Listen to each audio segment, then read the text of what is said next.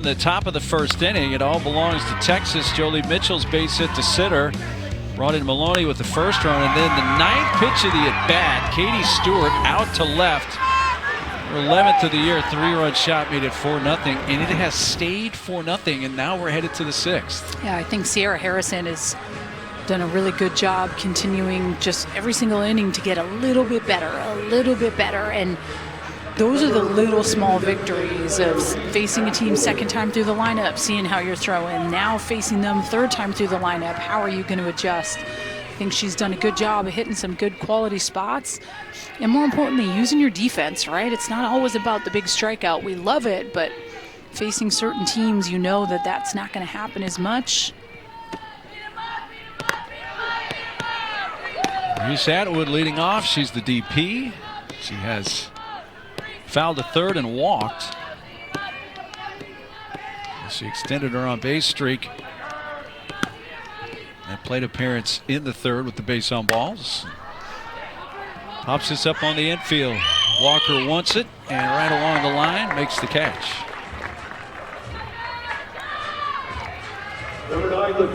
Well, Texas has the 4-0 lead. Mizzou has had chances. We just saw one in the last inning. Ball off the bat of Ebbs. It took Maloney all the way to the fence. Mizzou has stranded 7 base runners. Texas has left 2. Yeah.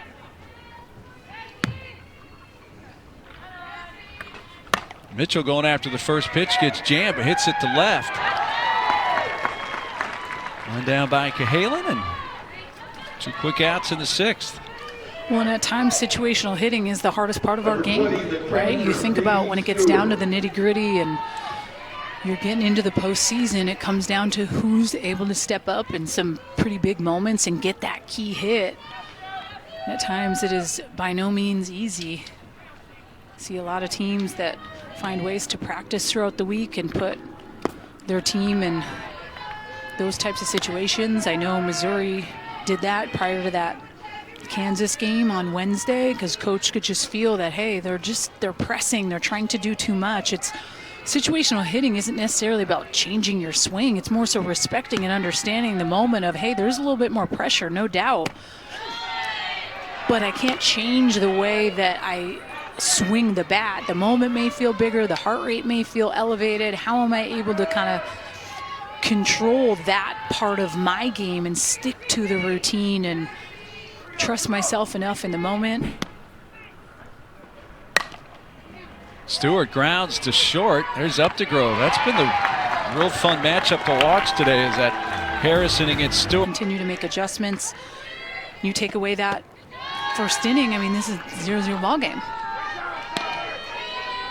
The only inning the Tigers offense has gone in order was the second. They have stranded at least 1 base runner in every inning except that second. Third inning of work here for Citlali Gutierrez, and that's lifted by Updegrove to right field, and waiting on that is Maloney.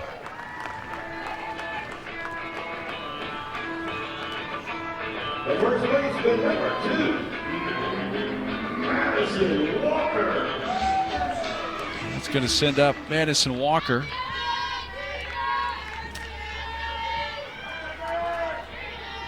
Four runs, 4 hits for Texas. No runs, 4 hits for Mizzou.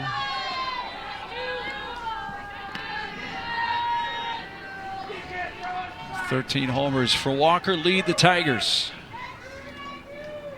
Rounded a second today and popped to short.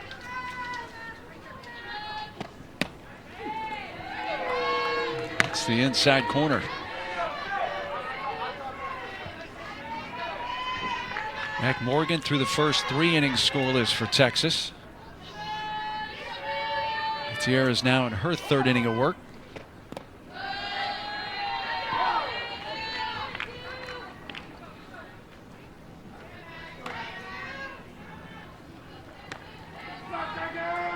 Gutierrez pitched a couple times last week against Mississippi State. Got the win in relief of Mac Morgan in one of those games.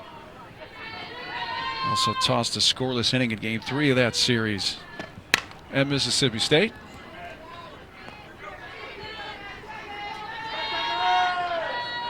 That was a good series. I think that kind of fueled maybe a different type of fire right out of the gate. I mean, they lost Game 1 to Mississippi State to a tough Raylan Chafin in the circle for them, and obviously Mississippi State can swing it. So when Raylan Chafin is on, they are tough. That was something that we had mentioned to Coach Mike White. And he said, we're a team at times that takes too long to get stuff going. The goal for this weekend was to strike right out of the gate, not wait till maybe you feel that pressure to have to score. And you can at least say with Texas, even though they haven't scored since the first inning, putting a 4 spot up right out of the gate is just that extra confidence that pitcher needs to really go out there and feel confident, sets the tone. Yeah, mission accomplished for that for Texas, these 2 games so far. A 3rd game to play a little bit later here today. Here's Sophie Smith. A base hit to center field her last time up.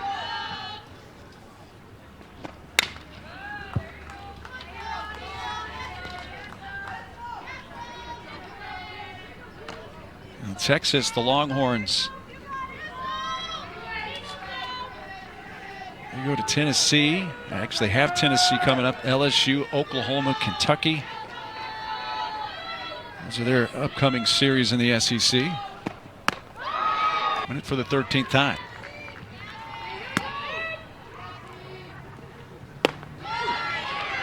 Here we go into the 7th inning. Pitch number 100 on the day from Sierra Harrison.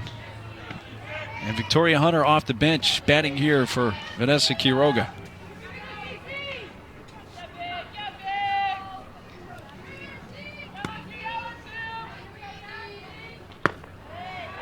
First appearance of the series for Hunter.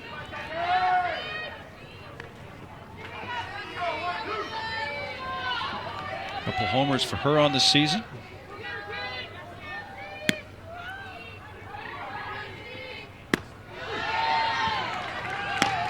And the way this game started for Sierra Harrison, at least heading here into the 7th, it has turned into some positives for her here, for sure. Yes, I'd have to agree. The first inning definitely a little, how's this going to go down? And I also think there was this different type of probably nerves, pressure potentially in the first inning just based on the velo on the change. You could tell because it was fast, it was up. And when that's the case, you know that the adrenaline you're feeling in the moment sometimes overtakes the pitch. So he rides it inside and hits Hunter. The 2-2 pitch, and that's put the leadoff batter aboard. Oh, and you heard that up there. You heard the giant sigh, and you heard it not hitting the Evo Shield. Number 43, the shortstop, Leanne Good. Probably one of the first hitters I've seen in a hot minute that doesn't wear the Evo Shield. Puts the leadoff batter on base for just the 2nd time today. I should say 3rd time today for Texas. Leanne Good swinging at the pitch, drives one towards left field. Chahalen goes back right to the edge of the track to make the catch. Good jumping on the first pitch. Flies to deep left for the first out of the 7th. Well, she's had a couple close deep flies. She had the one that was, inches away from hitting the foul pole and left, and then that one off the bat, I thought that was big hack. She's put some good barrel on it.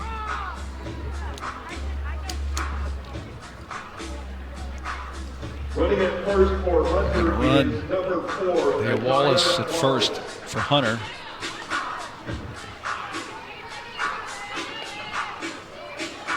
Leah Wallace runs at first. Just one Texas hit since the Katie Stewart 3-run home run in the first made it 4-0. That was the Maloney single leading off the 5th, and she was erased in a double play.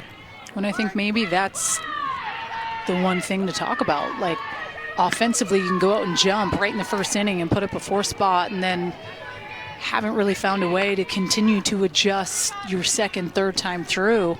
When you think of a Texas offense, you think of the fact that they've been averaging 7 or more runs in 27 of the 38 games they've played this year. They always find what seems like a way to put up a ton of runs. So clearly they're not making the adjustments that they need to be able to do what that offense tends to do almost every single game. Katie Bennett has lined to center a couple of times.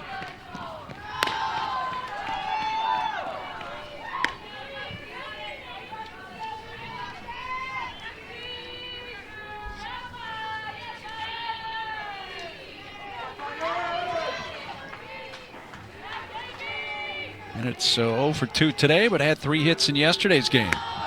And takes strike 3.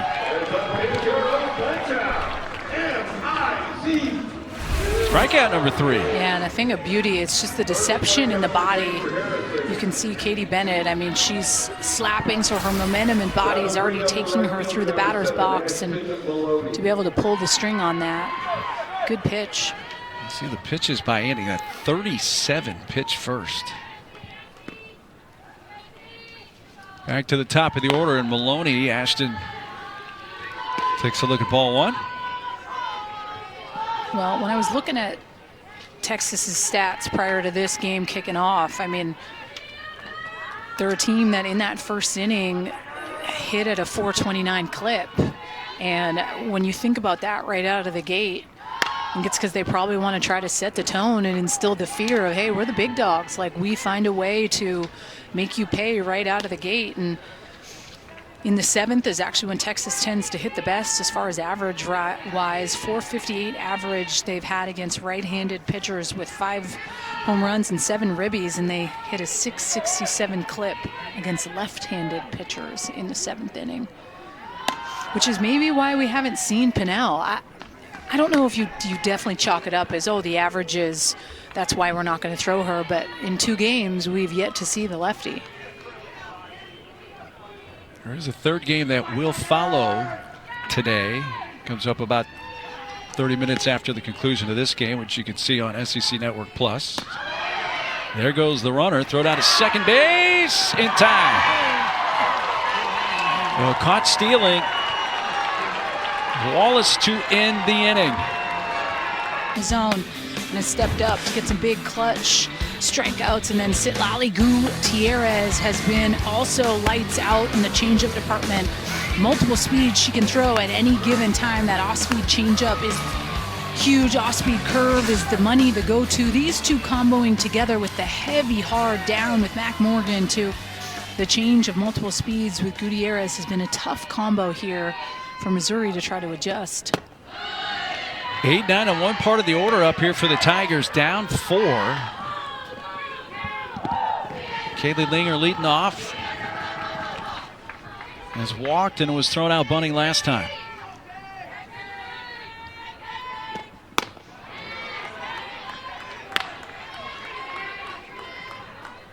All 4 runs scored by Texas came in the first. Mizzou has stranded 7 on base, so they've had some chances.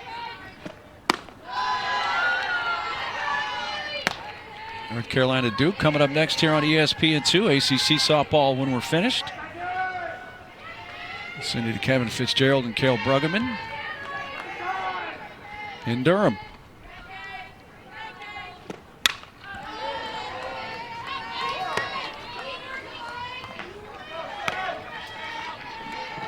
If Texas hangs on to win, that would clinch a series win.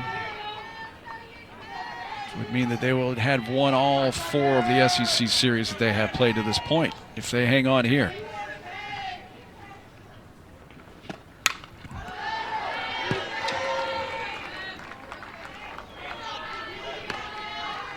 Definitely a lot better at bats for Mizzou here from the middle stages to the late part of this game.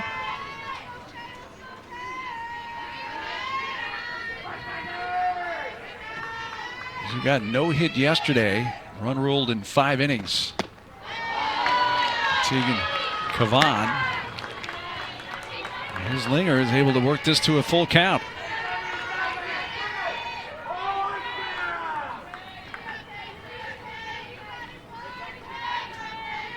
3-2 pitch. The Tigers put the leadoff batter on base for a 3rd time today.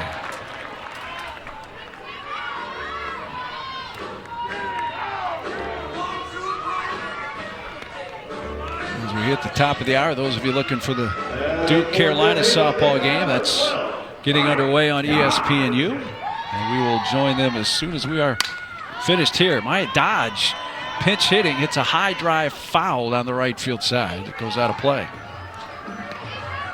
Maya Dodge was in the lineup yesterday and had gotten the midweek start as well against Missouri State. Been a solid pinch hitter for them, putting up some good numbers, had earned the start. Pinch hit today.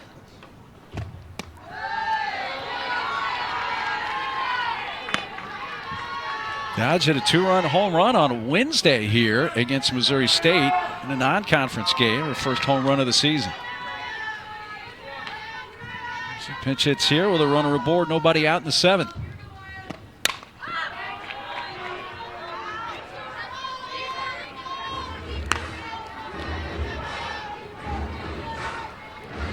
I wouldn't be surprised for game 3 coming up next if you don't see Tegan Kavan again, right? Like, makes sense with throwing both Mack and Gutierrez to probably put the ace out there. Wave and a miss to Dodge fans. Gutierrez gets the strikeout, her 5th, and 1 gone in the Tigers' 7th. Change up, down in the zone, tough pitch.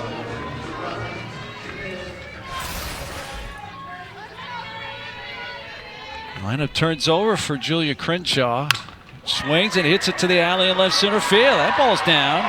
Quickly cut off by Henry. Throw to third. He's beat her, but safe is the call. Got in with the slide. Linger, dangerous. And down to second on that throw to third goes Crenshaw. Gosh, Mark. I mean, Mia Scott needs to apply a better tag there, but I don't know why we're pushing the envelope. If you get a good tag, she's dead by a mile. With needing to put up 5 runs to win it, 4 to tie. That's a gamble you don't want to take. Yeah, I'm probably not. I mean, I wasn't much of a steal base type of gal, but the last thing you want to do is be thrown out and then push it to 2 outs. You don't want to take the bat out of someone's hands, but hey, it worked in Missouri's favor. They got runners on second and third here, 1 down. Abiscato is going to return. She was run for by Blackston, and then Blackston stayed and played right, but it's Stefania's bat back here with first base open. Down to their last 2 outs, down 4. Twisting around and able to get back in the crowd.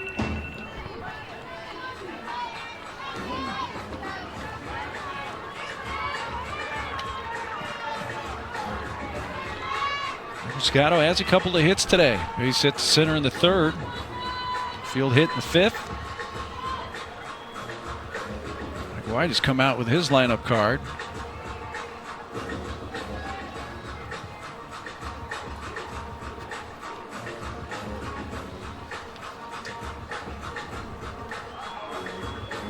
Looking like he's going to make a change here. He's going to lift Gutierrez. And Texas will make a pitching change. We'll tell you more about the new hurler when we come back. Her experience of what it's like to come into a tight ball game, even though it, 4 spot feels a little tighter here in the bottom of the 7th. And there is a 3rd game to play in this series a little later today, and we were just discussing and we thought Kavan probably would be the starter in that. Right now, her job is try to get Texas a win here in game 2 of this set as she gets a borderline strike to Abiscato, and it's now 1-2.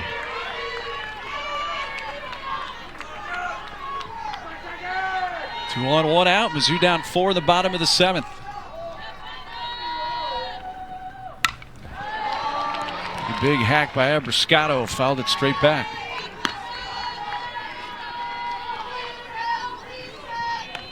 Linger's the lead runner at 3rd. Renshaw's at 2nd. She picked up her 2nd hit of the game. 1-2 pitch from Tegan Kavan. Got her. Big rip and a miss by Abiscato, and now Mizzou's down to their final out. Can't beat the heat. Number 19, Kara Daly. Brings up Kara Daly, who's walked her last 2 plate appearances, officially 0 for 1.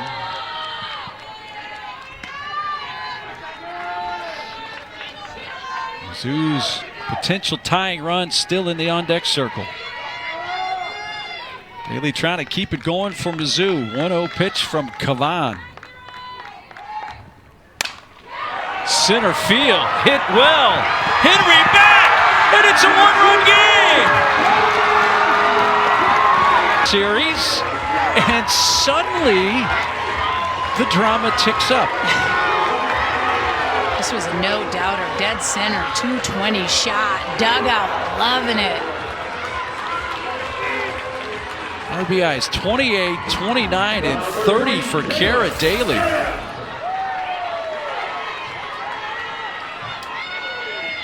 Oh, it's a 4-3 game. Tigers still down to their final out, but the tying run's at the plate, and Taylor Ebbs, who's hit 7 out this year.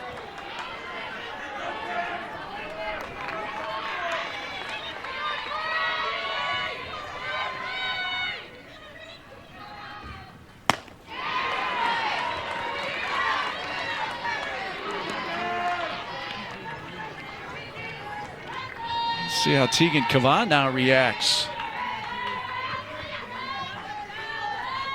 Giving up the 3-run home run. 1-1 pitch. She's got Mizzou down to their final strike. Big hacks on those last 2 pitches. I'm going right back upstairs. 1-2 count. It's a good hold by Taylor Ebbs and a good pitch by Tegan Kavan. I would love if we could sneak a change in. Just haven't thrown one yet. 10 pitches in.